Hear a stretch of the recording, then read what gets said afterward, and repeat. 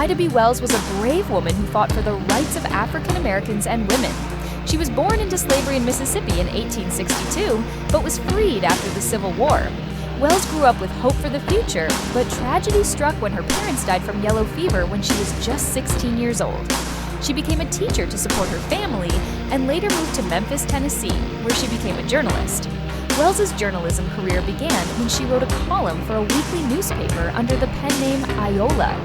She later became co-owner of the Memphis Free Speech and Headlight newspaper, where she wrote about racial injustice and inequality. Her work was so powerful that it earned her a national reputation. Wells' activism took on a new urgency after 3 of her friends were lynched by a white mob in Memphis. She began investigating lynchings and documenting the violence against African Americans in the South. Wells found that many of the justifications for lynchings were false, and that Black people were often lynched for economic reasons or for simply being in the wrong place at the wrong time.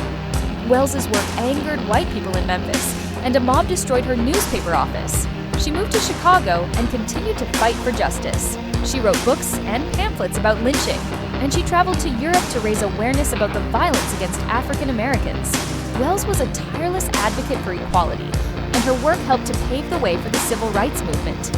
Ida B. Wells was a remarkable woman who used her voice to fight for justice. She was a journalist, an activist, and a pioneer for civil rights.